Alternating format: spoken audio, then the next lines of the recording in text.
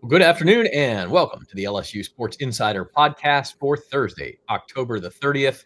I'm Zach Ewing with Reed Darcy and Koki Riley coming to you with a live edition of the LSU Sports Insider.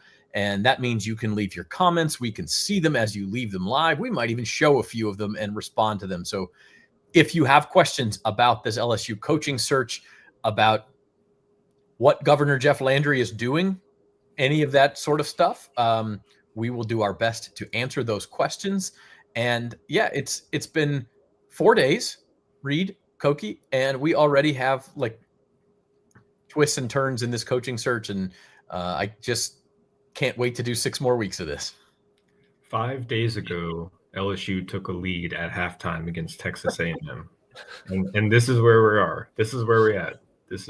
It happened so quickly, and it's already off the rails. Off the rails, even in a way that we couldn't have even imagined even 2 or 3 days ago, right? With the governor getting involved, saying that that Scott Woodward by no means was going to hire the next coach. He'd rather have Trump hire the next coach. Just unbelievable stuff. Like you can't even make this up.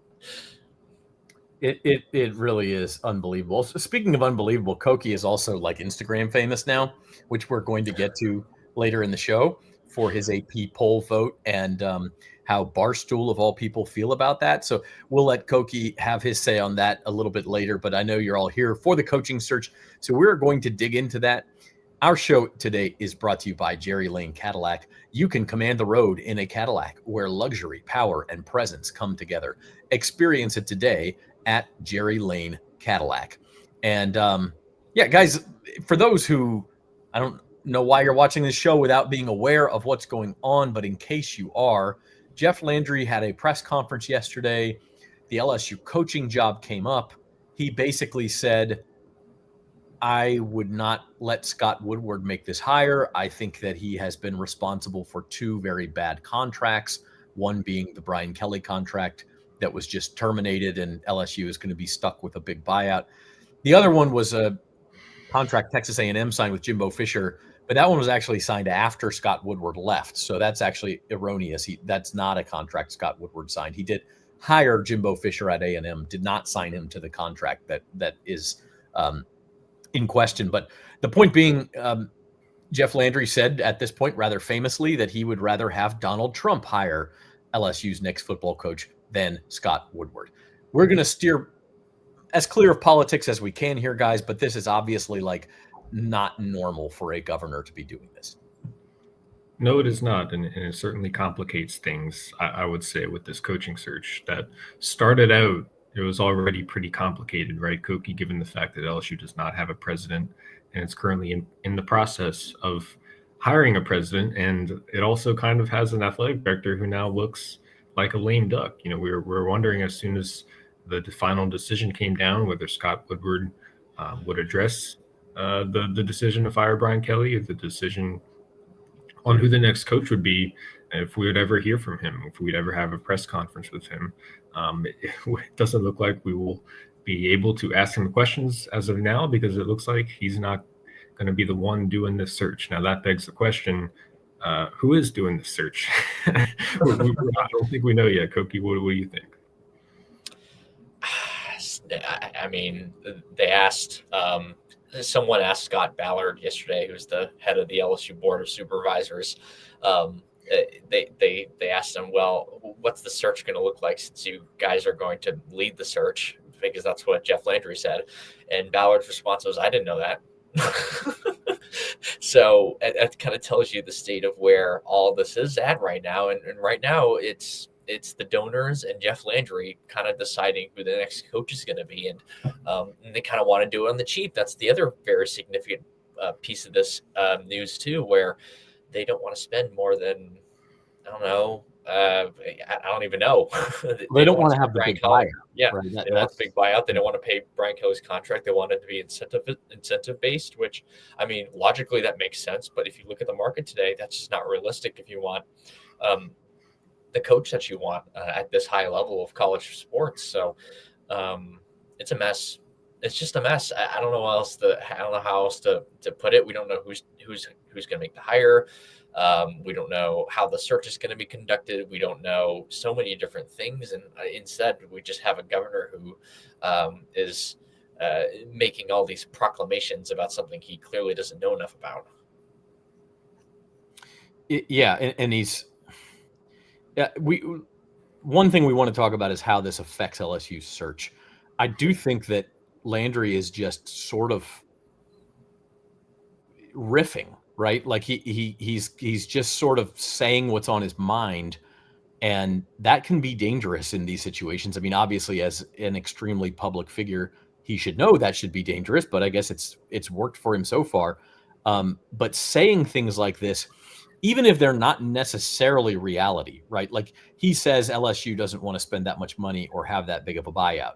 He may not understand that if you want to hire a big name coach, you have to have those things to compete. Like Dan Lanning, for instance, who by the way came out today and I think on Rich Eisen's show and said he's not interested in leaving Oregon. Again, coaches say that, what coaches do is something else. But let's just say, for instance, that there was mutual interest between LSU and Dan Lanning.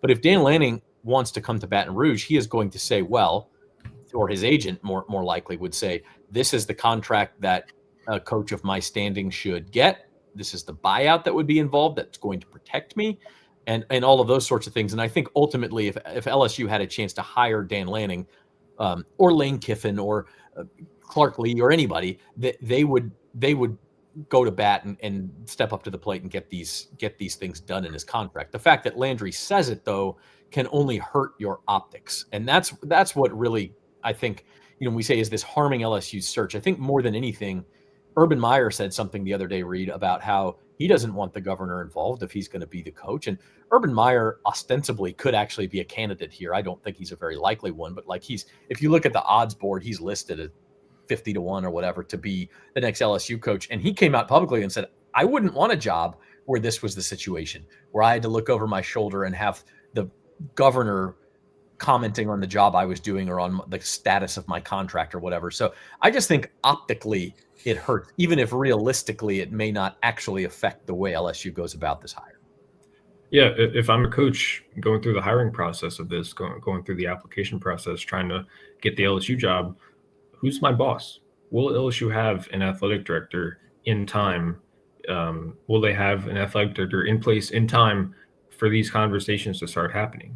So are you going to hire the coach and then the athletic director? And then you're going to have this weird situation where the coach you're hiring does not know who he's reporting to, does not know who's going to be controlling, the nuts and bolts of the athletic department while they're in place as the coach of LSU. I remember when Brian Kelly was hired, the thing that they beat us over the head with was the word alignment from the top of the university, from William Tate, the president, down to the athletic director and down to the head coach, Brian Kelly. They were all on the same page. They all came in around the same time, and it all was a nice little clean structure in place, in terms of a reporting chain. And, it didn't work out, obviously.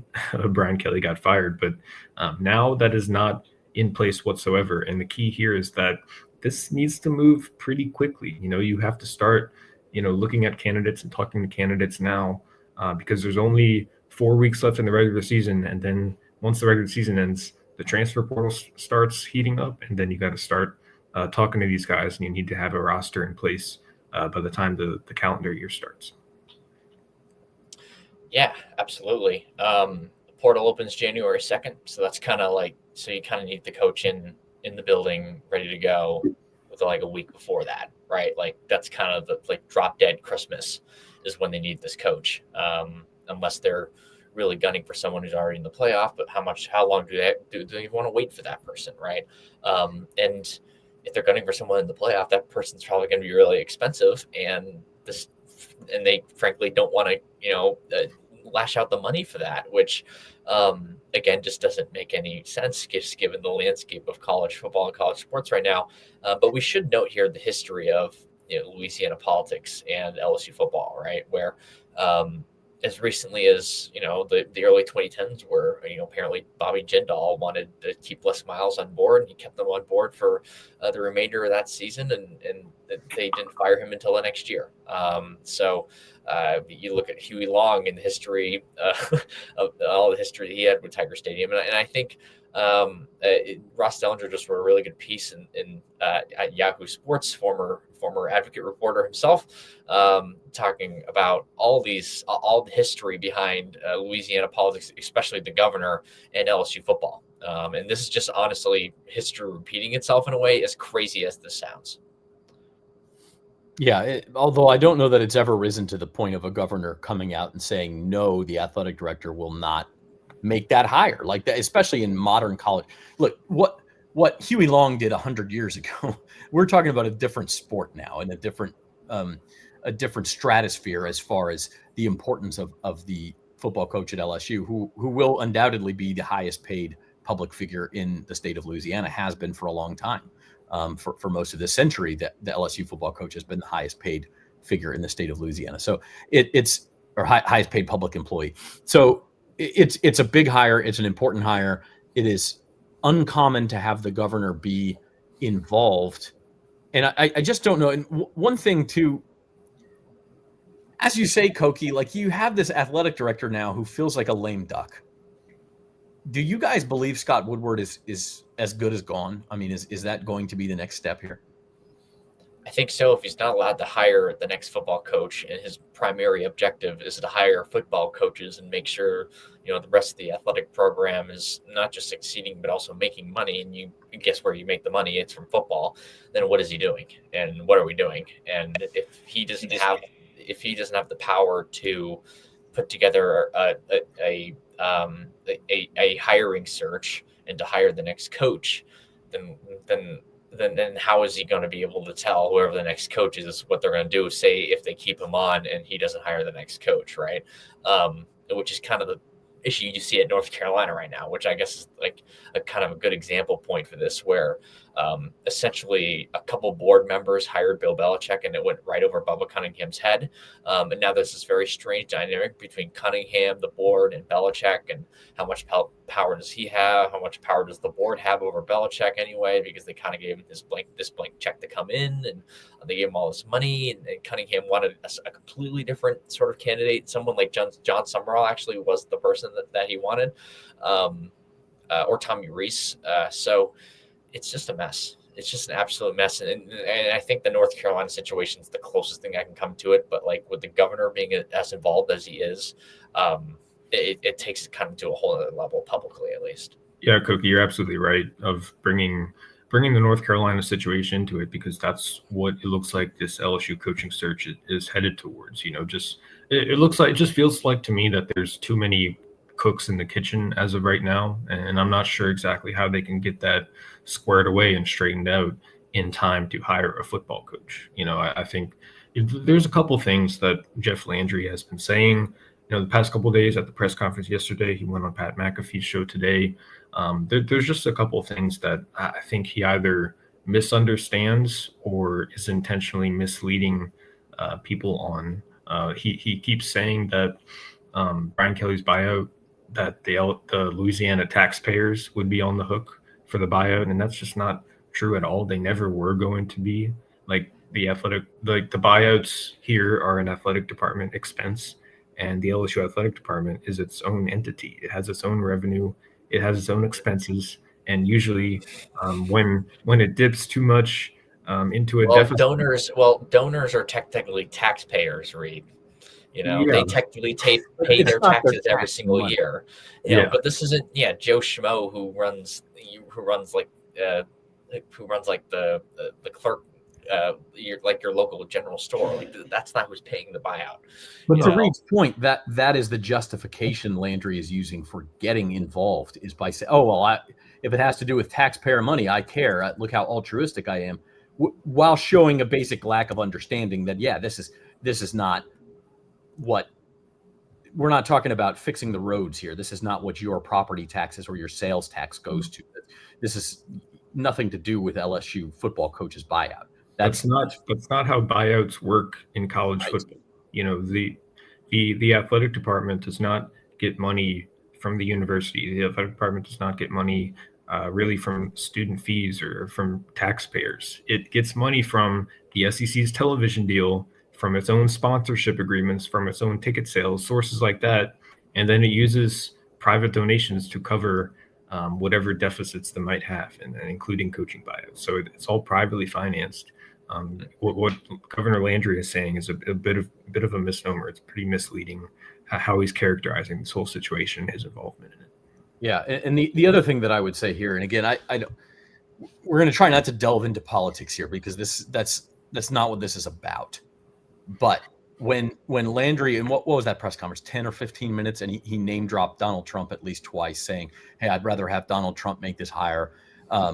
He clearly, it appears that I'm blanking on his first name, Roos from McNeese, who looks like he's going to be the new president. Wade Roos, thank you. Wade Roos from McNeese. He is in Jeff Landry's inner circle. He is involved with the Republican Party. Scott Woodward, on the other hand, is longtime friends with James Carville, among others. He is. I haven't looked up his voter registration or anything like that, but he runs in a circle with Democrats. Okay, so Landry has kind of made this political, and that raises the question, guys, when you go and expect this new president to hire an athletic director, are you going to want an athletic director from your side of the political aisle? And does that then extend to the football coach? Like, is that how messy this is going to get? And I don't know if that's the case or not, but by saying these things and presenting it in the way that he is, Landry is sort of making us ask these questions. Yeah, I didn't even totally consider that angle until kind of learning about the whole Carville piece of this, thanks to Ross's story.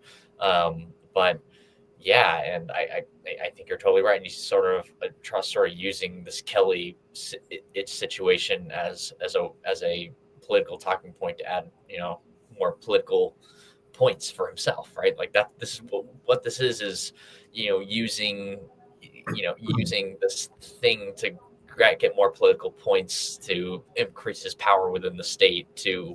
He just sees this as an opportunity to grow his own profile, quite honestly. And it's, I mean, I don't want to say who it is to the detriment of or not, but it's definitely to the detriment of LSU football and LSU football fans. I think it's safe to say that. And to bring it back to college football for a second, he also kind of indirectly alluded to Jimmy Sexton yesterday in the press conference when he talked about agents and coaching agents and super agents and all that.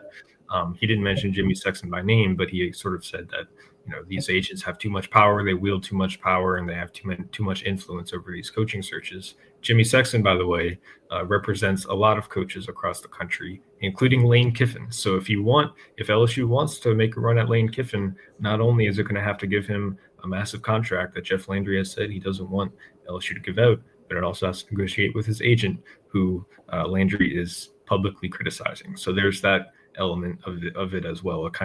You make enemies with powerful people like Jimmy Sexton, then you're going to have your candidate pool shrunk a little bit based on. Is Landry technically wrong that these contracts are ridiculous and something needs to change when it comes to these coaching contracts? Yeah, probably. Like should Brian Kelly be getting 10-year, $100 million deals just because? No.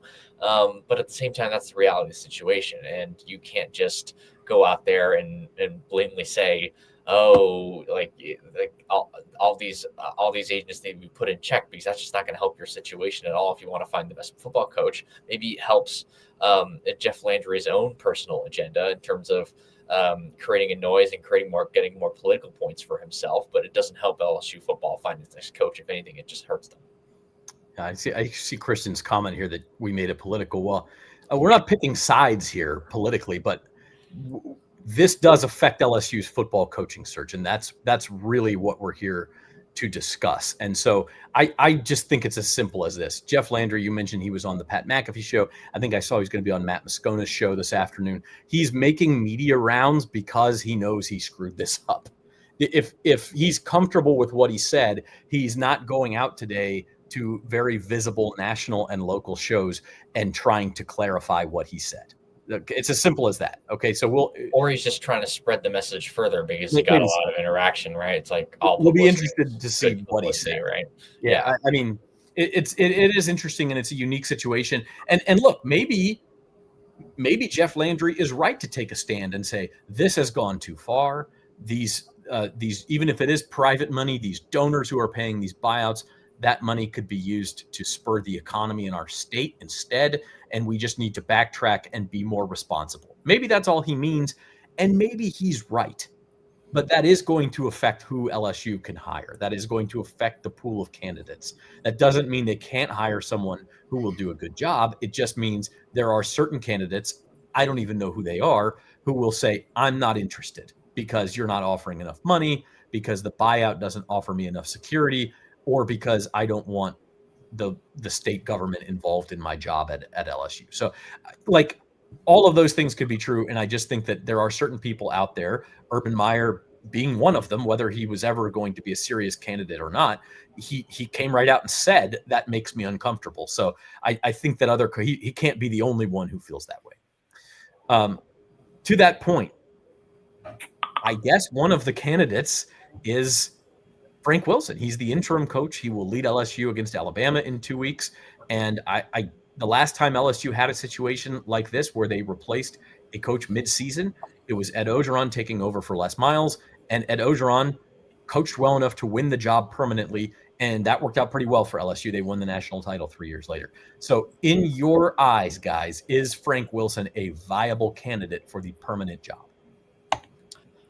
For me, I think it's too early to tell, right? We need to see what this team looks like underneath him. I guess like the one real benefit that he has is that, I guess there's two technically. I mean, one, he wouldn't cost as much. Two, he can recruit, and that's a pretty important thing.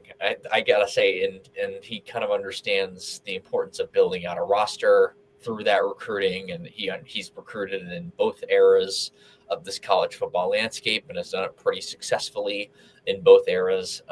You already have someone like Austin Thomas involved who can sort of deal with the money aspects of this, but he's already had 4 years of experience dealing with the money aspect of recruiting anyway. So from a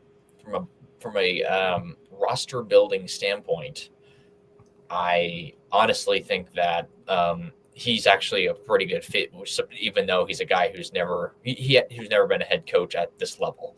Right? He also has head coaching experience. So I'm actually kind of talking myself into this as I'm talking about his candidacy. But at the same time, we don't know how they're going to play. Look under his. Like, can he coach within the games? Can he get this team prepared week in and week out? It seems like the players respond to him to some degree. Why else is he such a good recruiter, right? And since he's spoken with us a couple times in the media, you can see why he's a good recruiter. Like, it's obvious, right? He's very well spoken. He's very thoughtful. He says a lot of words that could be posted on a big yellow sign that you could put in the locker room. Ted Lasso style. That's just kind of his thing, which I didn't totally know about until he started, talking with us in the media. So, he's interesting. But again, like, we have to see if he can coach at this level. And when I say coach, I mean manage the game, manage the team, manage the media, even. So like that day-to-day work, and he has a somewhat of a sample size to see what he can do. So he's a candidate for sure. He deserves a fair shot at it, for sure. He's in his second stint at LSU. He coached under Les Miles, I believe, from 2010 to 2015. And what he's known as is a great recruiter, and that's exactly one thing that you have to have, and whoever this next coach is, he has to be able to recruit not only the state of Louisiana, but you have to be able to go into Texas, Mississippi, Alabama, Florida to get guys onto your rosters. That's one of the most important boxes for these candidates to check, and he absolutely checks that box. But the thing is, I'll just remind some folks that this rarely works out for programs when they, promote the interim coach to the full-time job. It doesn't really work in the NFL very often for whatever reason. So there's that there. And there's also the fact that At UTSA and McNeese, where he coached, his teams were 26-40. So below 500 there, a little bit, kind of a small sample size, but still on the surface, a guy with head coaching experience who's coached at two lower levels, below 500. I don't think that guy is getting calls from LSU if he didn't have such strong ties to the state and to the school already. So there's that as well. Yeah, I think the only way that this is viable is if Frank Wilson finishes at 4-0. least 3-1, if not Yeah. 4-0. At that point, if he finished 4-0 and said, I can galvanize the amount of talent, and as a recruiter, I can continue to get more talent, let me be the leader of this program, then I think people would have to listen. But anything less than that, and it would have to be, like I said, at least 3-1 and an impressive 3-1. The loss would have to be very competitive. The wins would have to be convincing. You'd have to see a lot of growth in this team compared to what we've seen from the first 8 games, I think. And so if that were if that were there, then yeah, it would definitely be a part of it. Okay, we're gonna move on, and I guess before we do that, any other candidates who have grown in your mind over the last few days since we talked on Monday, or who maybe seem less likely? I mentioned earlier, Dan Lanning came out and said, "I'm happy at Oregon. I'm never going to leave Oregon." Again, he also has a $20 million buyout, so a team has to pay Oregon $20 million just to get him in the building. Correct, but that's before the contract you give him. So sure, coaches say stuff. Coaches could still leave, that sort of thing. But we are seeing, Kurt Cignetti signed an extension. Matt Rule at Nebraska was announced today is going to sign an extension. Lanning's coming out and saying, "I'm staying." There's some rumors that Lane Kiffin may stay. I mean, it almost seems like more candidates are becoming more unlikely than they are becoming more likely. But how do you guys see? Koki, you go first. Yeah, I think that trend is definitely true because these schools are afraid to lose their guy, so they're willing to pony up and give him the extension. And a lot of the times that has not worked out for said teams that ponies up and gives that coach the extension. The Rule contract isn't that crazy, honestly.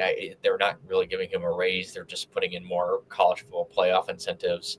My guess is that they're going to invest more in NIL because of this, and they're adding just 2 more years onto the existing structure of the deal with some more CFP incentives again. So I don't think that extension is too crazy, but like the Cignetti thing is like 8 years, $96 million. He's already Brian Kelly's age. That's pretty risky to me.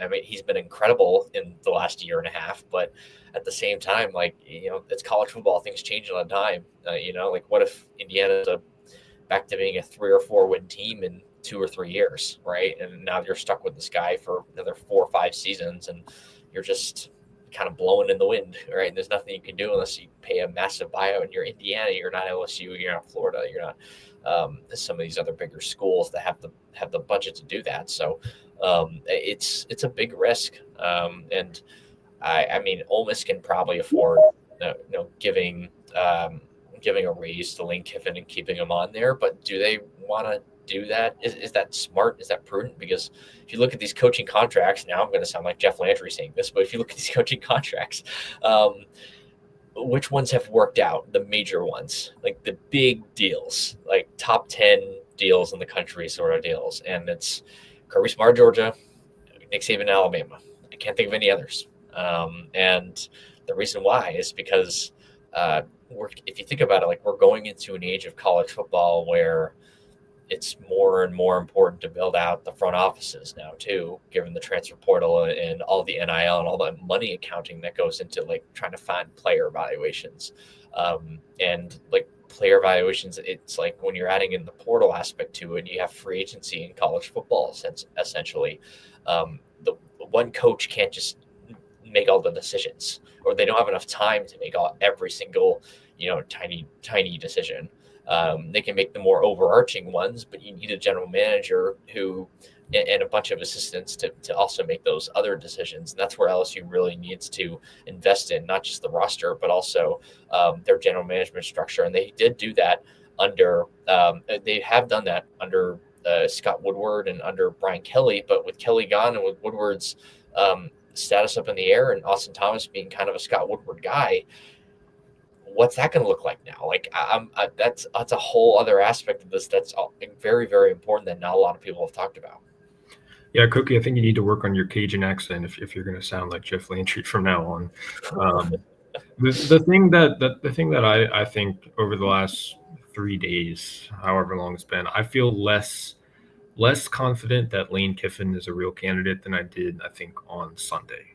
Just because of the fact that he's going to command a massive contract, and I'm not sure that LSU is going to be willing to give him that massive contract that he's going to command, say, from a Florida or what Ole Miss would be able to give him. And on top of that, Ole Miss is going to be on the playoff, so the timing might not work out there. And there's these all kinds of factors involved that I'd imagine someone like Lane Kiffin doesn't want to step into, take on a different role, whole new set of challenges, because he has a considerable amount of power and influence at Ole Miss. Nobody can really tell him no at this point.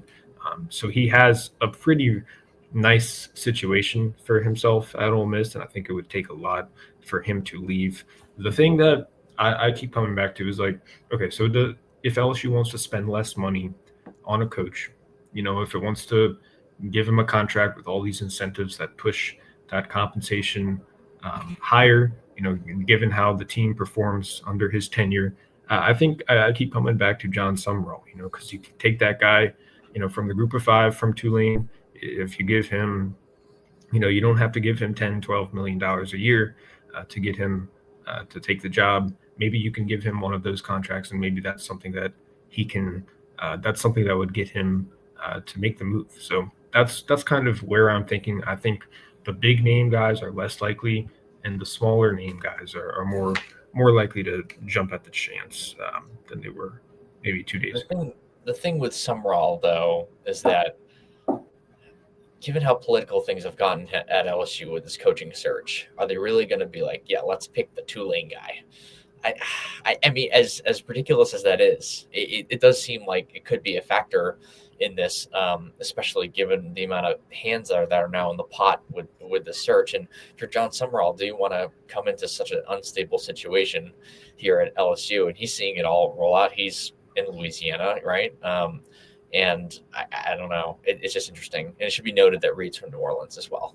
So I think if you're John Sumrall, the fact that you could go from Tulane, which is a good job in the American, to one of the top 5 jobs in the country, like that would be enough to persuade a lot of people. I don't know John. That's true. Sumrall. I don't know what his motivations are like. And he would also be getting a big raise. Now he could also, like, his price could get driven up if Arkansas wants him, or if Florida wants him, or whoever else. Like maybe he does get closer to that $10 million range just because you've got competition. But I think ultimately he would be interested, and I think that's a good call, Reed, that maybe the big names are less likely. Scott Woodward, if he's not making this hire, that's his MO, to go after the big name.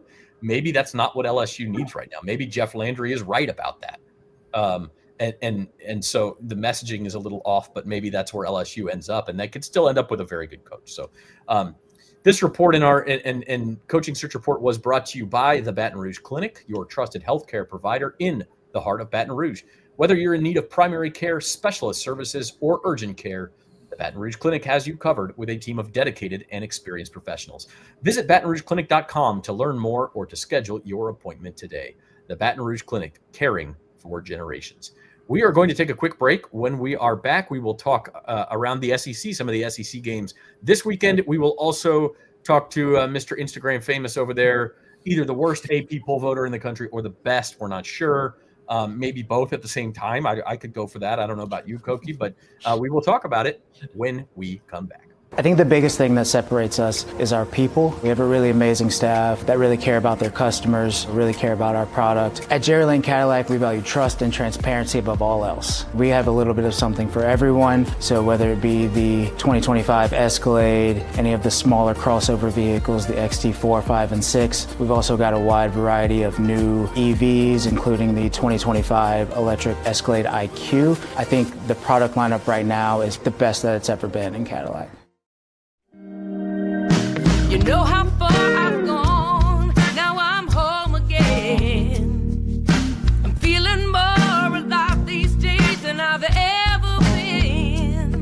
At the Baton Rouge Clinic, our sole focus is to provide exceptional healthcare for your entire family so that you can get back to doing what you love most. We are caring for generations. You gave me love. All right, welcome back to the LSU Insider, talking some LSU coaching search. Had a comment during the break there. What about Freeman? I think he falls under the big name category. You better be willing to open up the pocketbook for him. And he's in a pretty good situation there in South Bend. So besides the whole angle that maybe it's weird to go back to Notre Dame for a coach, I think Marcus Freeman would take some real convincing. Yeah, it would. One, you have to open up the checkbook, and right now they don't want to open the checkbook, as Jeff Landry has very publicly stated. And two, if you're Marcus Freeman, why would you leave? That's the part that's probably the most confusing aspect. I mean, he's made the national championship game. The same reason Brian Kelly left. Yeah, that's true, but he's already made the national championship game, and he's proven that he can do it at Notre Dame. The same thing that LSU wants him to do. Like, he's already in a much more stable situation. I mean, yes, the ceiling at LSU is quote unquote higher, but at the same time, like, the governor's picking the coach here, guys. Like, it's not it's not necessarily like a stable working situation you want to be in. So that's the problem right now. Yeah, Notre Dame's also in a situation where with a 12-team playoff, they're in a pretty good spot.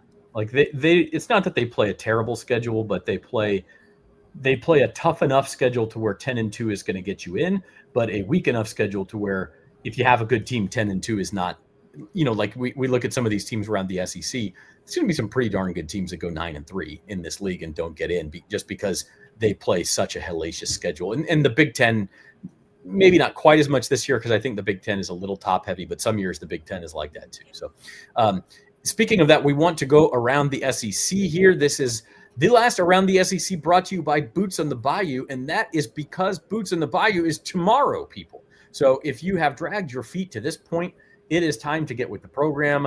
Fighting Tiger and country music fans, it is tomorrow, October the 31st, and Saturday, November the 1st, the Boots on the Bayou takes over the Lamar Dixon Expo Center. It's a 2-day festival that will bring superstar headliners Cody Johnson on Friday and Chris Stapleton on Saturday, plus Parker McCollum, Riley Green, Carly Pierce, and more for the ultimate weekend upgrade to the VIP Platinum experience with front row access, early entry, unlimited complimentary bites and sips from Louisiana's top vendors, climate-controlled restrooms, and a private lounge. Tickets are limited. Secure yours now at botbmusic.com. So you're looking for something to do this weekend, Boots on the Bayou has you covered. Sounds like a fun time.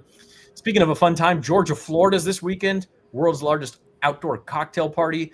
And we've also got Oklahoma, Tennessee. And then the game that everybody had circled on their calendars, Vandy in Texas, because, of course, that's with Vandy the one trying to protect its playoff spot and Texas trying to get back into the picture, just like we all predicted. Why is Georgia, Florida in Jacksonville? I hate that it's played in the Jaguar Stadium. Can we get this game on campus, please? Please, I've been wanting to do this for years. Every time we talk about this game on the podcast, I say it needs to be on campus. I hate the fact that it's in a sterile NFL stadium. That's just my 2 cents, my gripe that I have with this game every year. Yeah, I agree with Reed. I enjoyed how animated he got at making that case. I still think Georgia wins pretty easily, given the state of Florida right now. Speaking of interim coaches, we're about to see what they look like with an interim coach as well.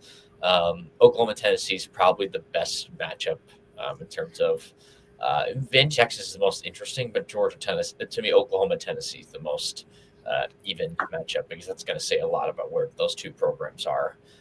Both of them already have 2 losses. Tennessee has a pretty awesome offense, but a defense that I have a lot of questions about.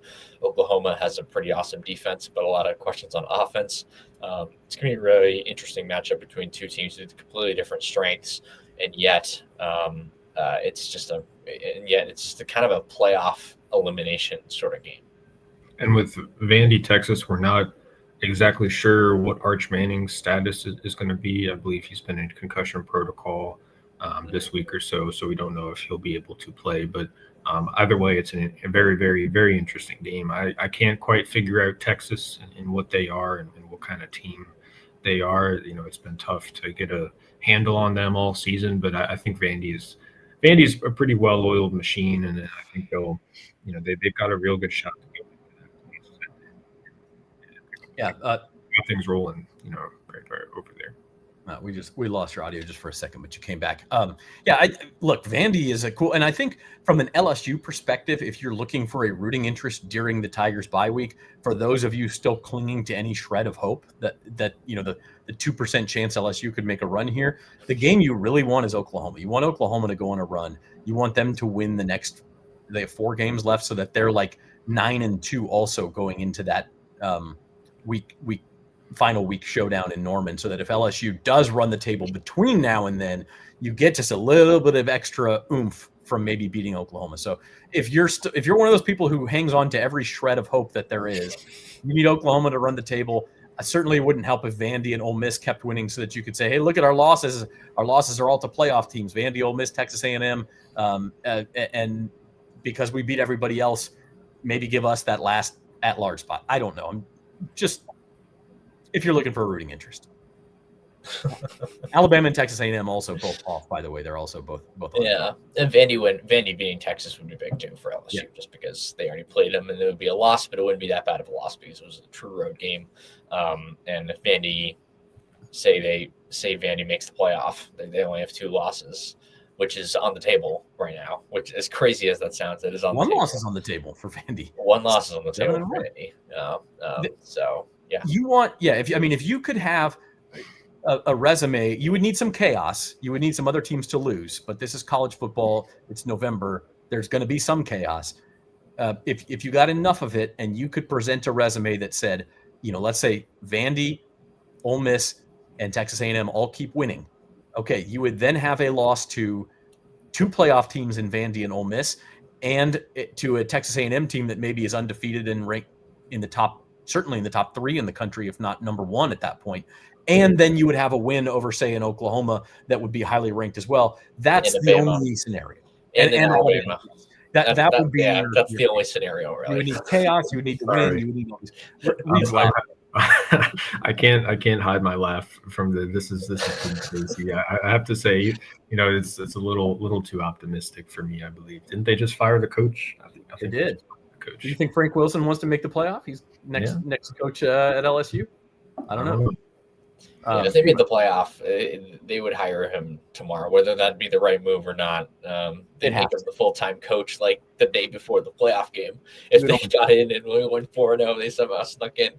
That's what I think, at least. You could make an argument that would not be the best thing long-term for LSU. Yeah, it's not the right decision. It would be a lot of fun in the short term. No, I mean, seriously, as a fan, you're looking to cling to hope as long as you possibly can. That LSU doesn't play this week, they can't lose, so you're just rooting for, okay, just set the table for if we do go on this magical run, maybe it means something. That's all. Speaking of Texas A&M, Koki, you are an AP poll voter, and I'm sure most people have not bottom. Wow. Yeah, you've not been following this. People are really going to have to zoom in on what that says. But that is an article from Awful Announcing, which is a blog, pretty popular blog that keeps track of sports media things.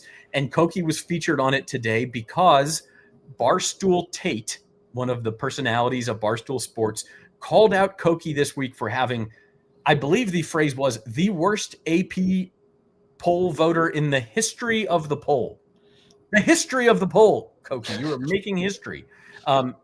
Koki's ballot, all the ballots are public on the AP poll vote. I think there's 80-something of them, and they're all public.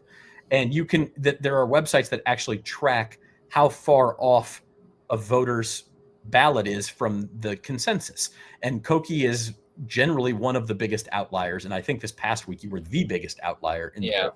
And that is why Barstool Tate called you out for having a terrible vote. You responded in kind, explained your vote.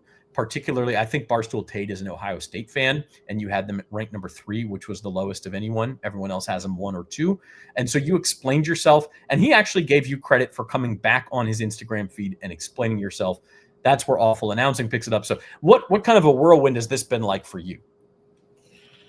I didn't know about this article until like, I don't know, maybe hour and a half ago. And I get a text. I mean, it was like an hour and a half ago. And I get a text from like just my regular college friends being like, hey, look at this.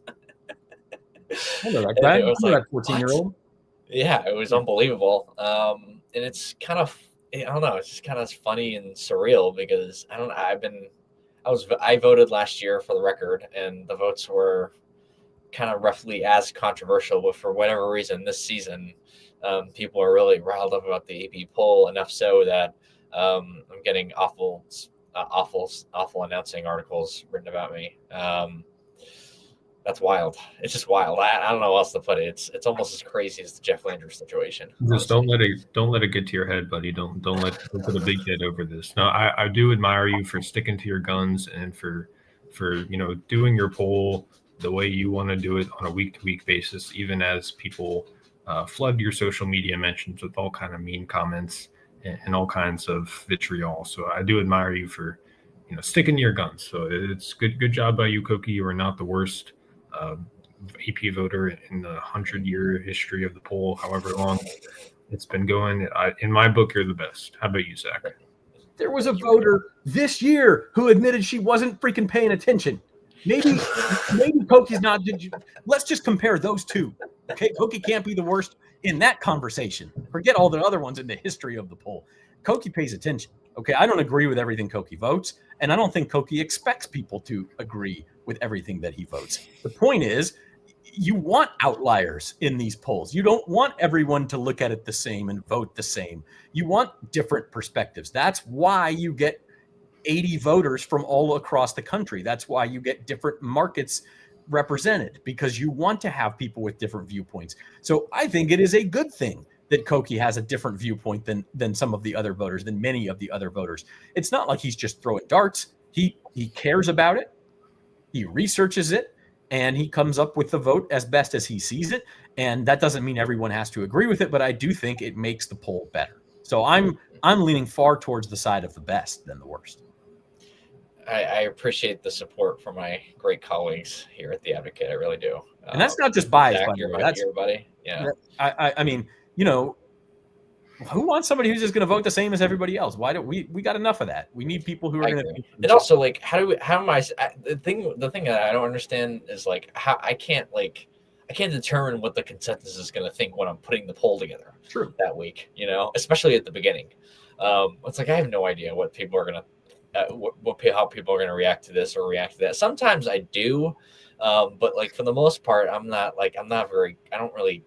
thought never really crosses my mind whether this is going to like be the consensus or not be the consensus. It's just what I think, and that's all that really matters when it comes to my poll. So, and the awful announcing article, we should point out they were on my side. They said it.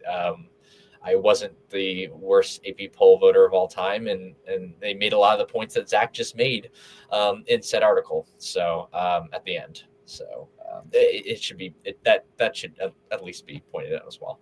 So they're right, and Barstool Tate's wrong. Period. I'm actually not kidding, but I'm credit to our good friend Tate for giving Koki his props after he responded with the video and saying, okay, I may disagree with you, but I respect that you put thought into it, put research into it. So props for Tate for the good response. Yeah. Yes. I mean, it was kind of a personal attack, and then he did a 90-degree turn from that, but at the same time, at least he said that. At least he could do. So. And also props to our Molly Ballinger, who tapes Koki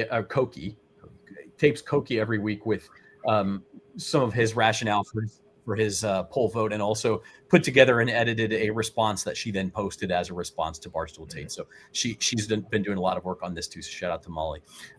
With that said, I think that's going to wrap it for us today.